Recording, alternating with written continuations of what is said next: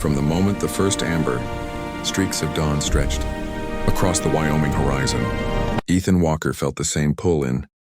his chest he'd felt every morning for the last 4 months, the steady, unexplainable certainty that the woman he'd written letters to, the woman he'd poured his heart out to without ever seeing her face, was the missing piece of a life he had long believed was meant to be lived alone. So as he rode across the quiet pasture on his chestnut horse, the letter she'd last sent him tucked safely in his vest pocket, he replayed the way she wrote her name, Clara, James, with a softness that made his rugged world feel almost gentle, and he remembered the way she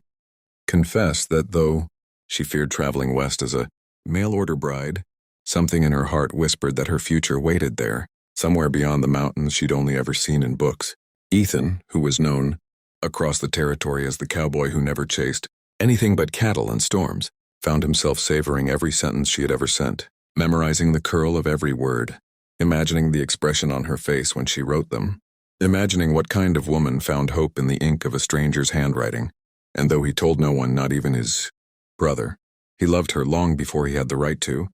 long before she ever stepped onto a train heading toward him. That morning, as he rode back toward the ranch house, he caught sight of his father leaning against the railing, a man still strong despite the cane he sometimes needed, and the old man greeted him with a knowing lift of his brow, because he'd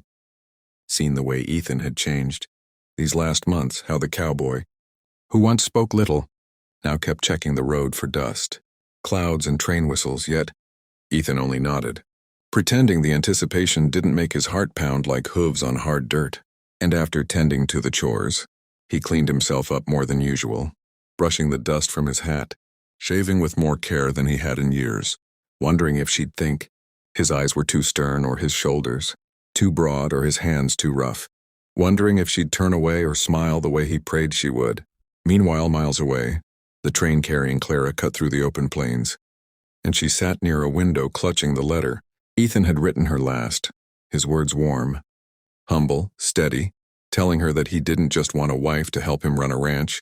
but a partner to walk beside him when life grew harsh and lonely. And Clara, wearing a simple blue dress and holding a worn leather suitcase, whispered a small prayer that she would be enough for such a man, for she had grown up in a cold house, raised by relatives who didn't know how to offer affection, and she feared that love, real love, was something she might not recognize even if it was handed to her with open palms. Still, she pressed forward because something in Ethan's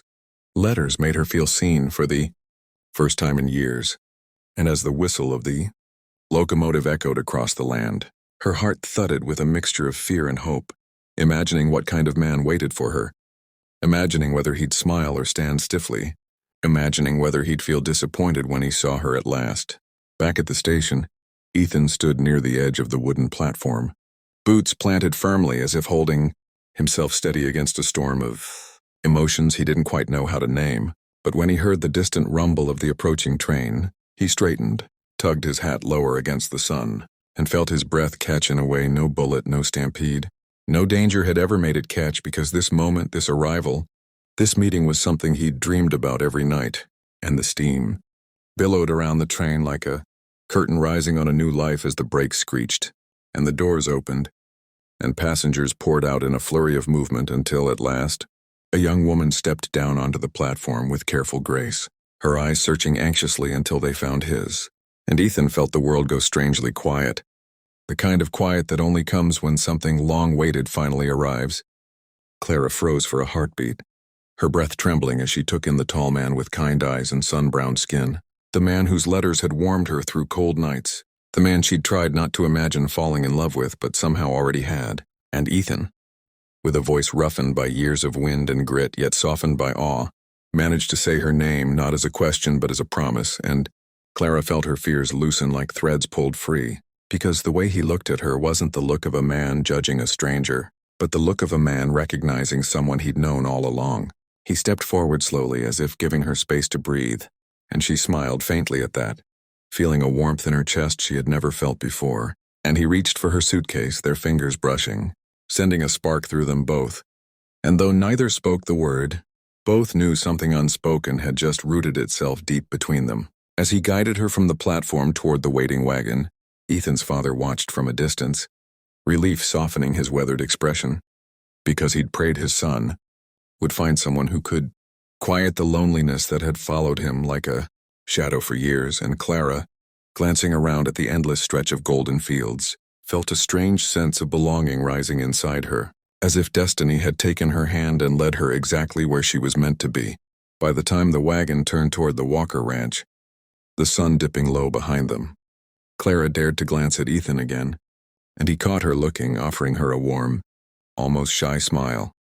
the kind of smile that said he wanted to protect her, cherish her, learn her heart piece by piece. And as the prairie wind brushed against them, Clara realized with a startling clarity that the life awaiting her was not the life she'd